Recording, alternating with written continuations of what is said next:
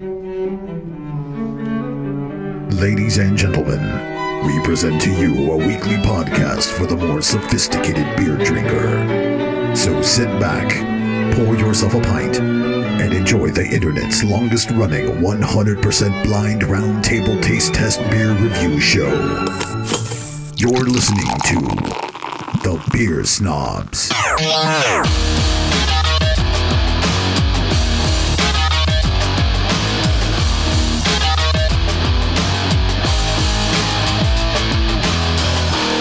Welcome to the show, everybody. How you guys doing? This is Daemon, and you're listening to The Beer Snobs, and next to me is... Hey guys, this is Kelly with Tap Geeks. Kelly's back. Yep. How's it going, guys? It's a brand new year, brand new set of shows. We brought Kelly back.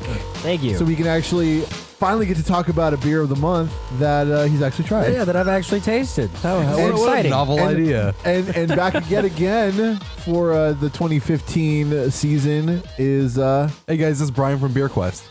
Brian from Beer Quest. Thanks a lot for coming. Thanks a lot for being here. Happy New Year, guys. Happy New Year. Absolutely. And to ring in the new year, what better than to announce our beer of the month? And what better than to make it a seasonal that was released in November? October, November. Is the Shipyard. Pugsley Signature Series Smashed Pumpkin was I think it was the first beer we tried last month. Yeah, it was. And happened to be the only one that got a unanimous recommendation from all three of us. That means it's Including solid. Kelly. That's right. 9% alcohol. Yep. Gotta love it. It made a believer out of Hardyman when it came to pumpkin beers. Temporarily, once I left, I totally reset. Oh, I hate them again. I'm gonna forget what this tasted like. That bastard Yeah, got me. Oh, you. That's pretty much what I did if you listen to the shows. Yeah. and then Kelly, you actually tried it on his show. We talked about that. Yeah, no, I tried it before on my show, and I Smashed just together with lots of other pumpkin beers. with lots of other pumpkin beers, and yeah, man, I did not dig it. Don't drink 13 pumpkin beers in succession. What you're saying? Never you're do saying it. do it? Do it now? Don't do it. Don't do it. Oh. Run Don't do it. away. Don't do it. If anybody invites you to a tasting where there are 13 pumpkin beers on the dais, they are not your friend. Don't speak to that person. Yeah, it's good to try them one at a time. Make sure you have some palate cleanser before you try it. That apparently does the trick. But Yes. yeah, our beer of the month, though, officially, it's already been announced online, but officially the Shipyard Pugsley Signature Series Smashed Pumpkin Ale, unanimously recommended by the Beer Snobs, including our guests, again for this month, Kelly from Tap Geeks. Yeah. All right. So now that we have licked the Shipyard balls properly, no, just kidding. No, we did love the beer. I'm not just licking balls. It's all right. It's all right. Let's get to a little segment I like to call Beer News. And this one right here from UnionLeader.com. You know, it's your news site. I've never even heard of this know. before. Union Leader? UnionLeader.com. And this is by a guy named Jim Beauregard. And this It sounds story like a is fake called name. Looking Back on a Year of Great Beers. Year of Great Beers. Let's hope he knows what he's talking about. Okay. As the old year draws to a close, let's continue our look back at some of the best beverages that we sampled in 2014. Enter Shock Top. No. This man, Jim Beauregard, knows his stuff, I think. Let's see his recommendations and see what you guys think about it. And if we care, we'll look into what he thinks about it. Sierra Nevada's Fresh Hop IPA. Yeah. I wouldn't chase it. Yeah. It's not bad. Not bad. It's, Oh, definitely God. good Total IPA. Wine's got fresh hop. I need to get down there now. Yeah. I mean, it's good, but I wouldn't be too excited. Oh, my God. No, as soon as October hits, every shelf has fresh hop beers. Yep. I'm sorry, just the look on their faces. You can't see it because this is a podcast. I just laughed my head off, laughed my ass off, almost literally. All right, well, what's next? Let's like we don't care about his opinion on that one. Apparently, okay. The next on his list, Samuel Adams, Tetravis. Nope. I haven't had that one. You haven't had the Tetravis? Have you? Haven't had that. Haven't Me had neither. That. Yeah. Well, let's see what he thinks about it. It's an amber brown with a frothy tan that had the tendency to diminish over time. The nose presents with fruit hints of citrus, including orange, and then dried fruit burgeons upward and remains. The palate is full-bodied with very good balance of complements. The alcohol is very well integrated at 10.2%. That's not bad. The flavor profile starts with fruit, fig, hints of citrus from the hops, then sweet molasses, balanced and not overwhelming, with spice at the end of a long finish. The texture is creamy, great flavor, long finish, interesting, complex, and well worth the $9.99 price. I would say if it tastes that great, it might be worth $9.99, but that's a lot. I mean, personally, not my style of beer. Sounds interesting. It does sound pretty good. I don't know. I'd check it out, but I without tasting it, yeah, you can't really say. We'll just go with Mr. Beauregard's suggestion. Yeah, I'd check it out with somebody else's wallet. Warsteiner Premium Verum. Tried that one. Warsteiner is usually pretty solid. Mm-hmm. Okay, Resonation Pale Ale from Mercury Brewing in Ipswich, Massachusetts. I've never had that. I'm unfamiliar. Yeah.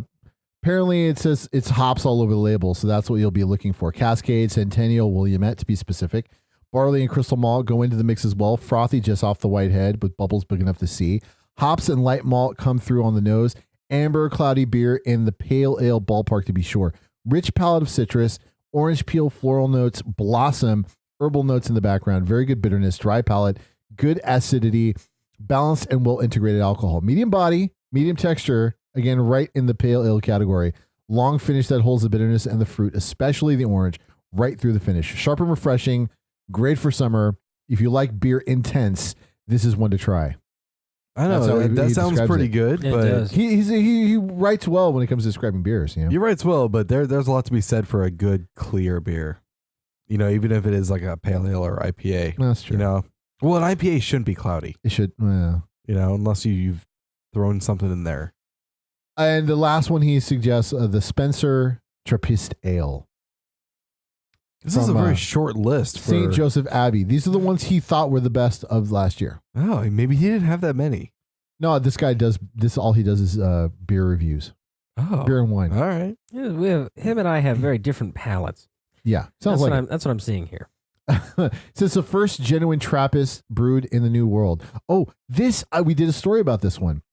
This was the first Trappist brewed by monks in America. Oh, okay. I never got a chance to try it, but it apparently comes in a heavy 11.2 ounce bottle, and he goes into a very long description of it, which we don't have time for. But I do plan on tracking this down and trying it on the show because the first American Trappist, authentically American Trappist. I mean, that's a big deal. Yeah. I don't know what that means. Does that have to be blessed? It's a style. It's a style that's made by monks. Oh, okay. Chill. That's Yeah, probably why I've when you never get a made one. Trappist, is really good, really spicy, kind of sweet, really deep, like really good beer. So to try an American Trappist, one that we don't have to like get shipped overseas, is a big deal. Okay, that makes sense. It Then. makes it fresher. You know? Yeah, at least by a month. Yeah, from Massachusetts, it's not going to be as bad of a shipping process, but yeah. But anyways, yeah, that was it. Again, uniliter.com, and thanks to Jim Beauregard for that story. And we'll move to our second story, which is if you're toasting to health, reach for beer, not sparkling wine. This was from NPR.org from The Salt. I'm sold. I'm going to base my entire healthcare plan around this. What's the healthiest libation for ringing in the new year? Beer, says Charlie Bamforth, a professor of brewing sciences at the University of California, Davis. Though it's been blamed for many a paunch, it's more nutritious than most other alcoholic drinks, he says. There's a reason people call it liquid bread. Beer has more selenium, B vitamins, phosphorus, folate, and niacin than wine. Beer also has significant protein and some fiber. It is one of the few significant dietary sources of silicon, which research has shown can help thwart the effects of osteoporosis. Wait a minute. So you're telling me that a Jägerbomb does not have fiber or vitamin C? No, it doesn't. Oh, dang. That's news to me. Well, it has a little because, Jägerbomb goes into beer. All right. But preliminary research by Bamforth has also suggested that beer may have prebiotics, nourishment for the good bacteria. I think they meant pro. The good bacteria in our gut. As for antioxidants, he says both beer and wine contain them. But as we reported, resveratrol, the molecule in red wine and chocolate, once celebrated as a nutritional key to longevity, may not appear much of a benefit if consumed in the small quantities we typically get from food and drink. The way that the wine industry advertised red wine, making us think beer just causes beer bellies was very clever, but apparently incorrect. So What, they lied? they No, that lied. can't be. That They can't did. be. No. It's like the No. whole bitter beer face thing all over again.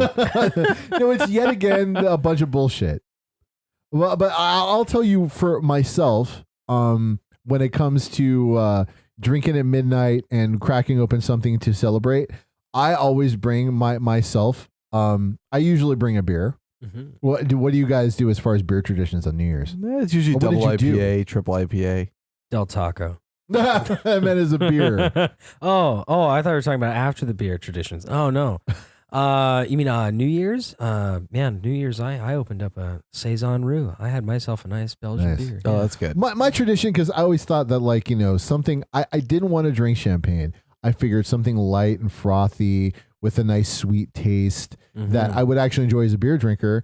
And I usually, for midnight, I toast with the Franziskaner. Hmm. Cool.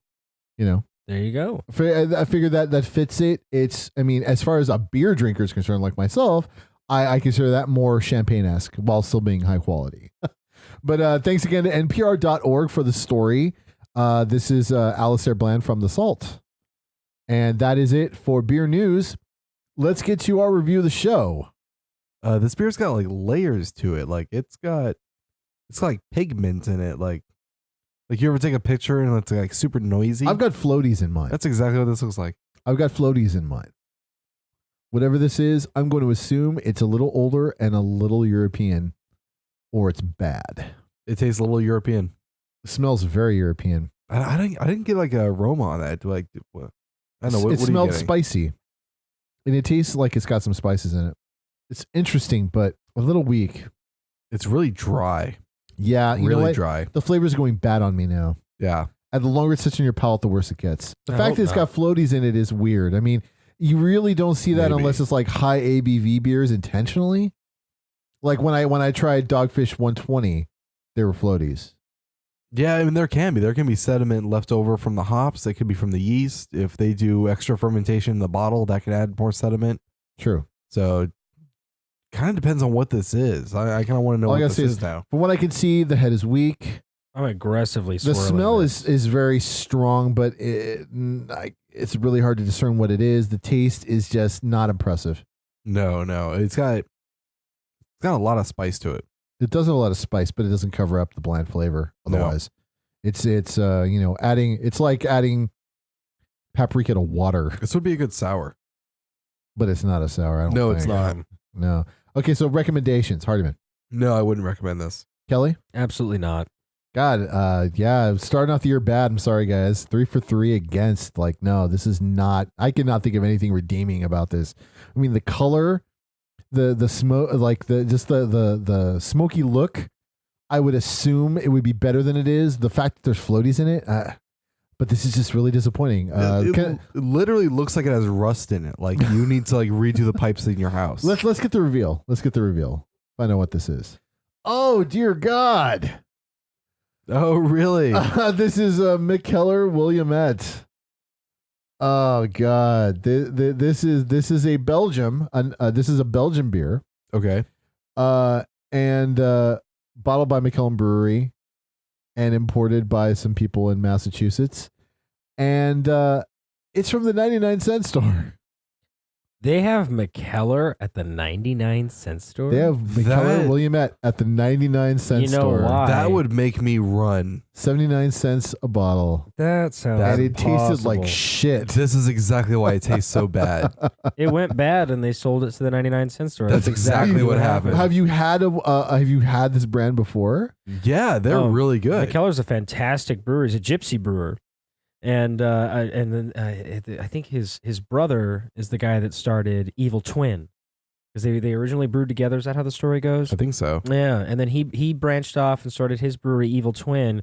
Mikkeller still does the gypsy brewing thing, to my knowledge. But I mean, he's a fantastic. Have you brewer. tried the Williamette before? I have not, unfortunately, so I don't have a point of reference. But man, I gotta say that's got to be what happened. It went Yeah, that's bad. really disappointing with that Well, name. this will go on the list of beers to retry, Yeah. just in case. But if it tastes exactly the same, then we'll know it was just the one he makes that isn't good. Yeah. Yeah, I would put money on that one have gone bad. Well, again, we don't know that. We have to test the theory. But I mean, this happened before, and that's the excuse. Whenever we find out something we don't like is something we should like. Yeah. Oh, it must have gone bad. But all I have to say is with the name Mikkeller on there, those bottles usually move very fast, even without any advertising. And for it to have ended up at the 99-cent store in itself is very interesting. Yeah. It is, and there was a ton of it there. Wow, dude. A lot of it, a ton of it, and it may have something to do with the bottle, which I hate this design. Yeah. It's kind of like MC Escher-ish, but no, MC Escher is interesting. This is just goddamn awful. This is like the worst. This looks like the junior high school class in the middle of Pennsylvania decided to draw a beer label. They won a prize.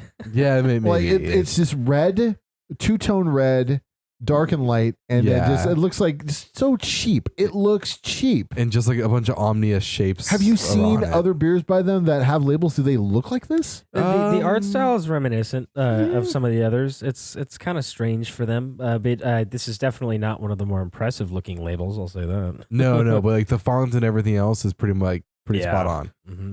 The bottle presentation, I have to say, is a big part of it. And after color, the first thing I look at is label. If I saw this in a store, I walk past, I would keep walking. This doesn't look like a nice label. But when I look at this bottle, like there's no mistake that this is not somebody else just calling their beer Mikkeller. Like, this is definitely a Mikkeller bottle that you would see. That sucks. Yeah, that sucks. It does. Well, again, we'll definitely put it on the list.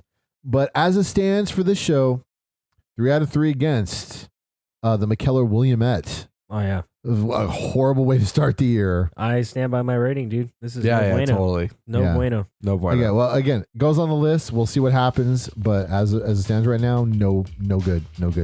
But you know what was good? The Shipyard Smashed Pumpkin.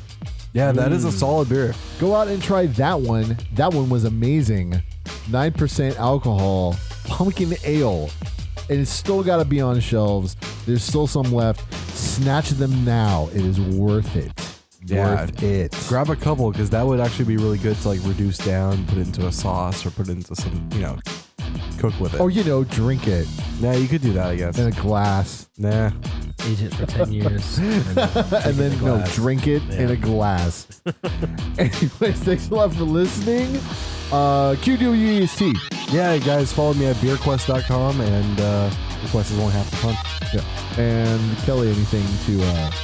Yeah, definitely. Check out my show on youtube.com/tapgeeks. And cheers, guys.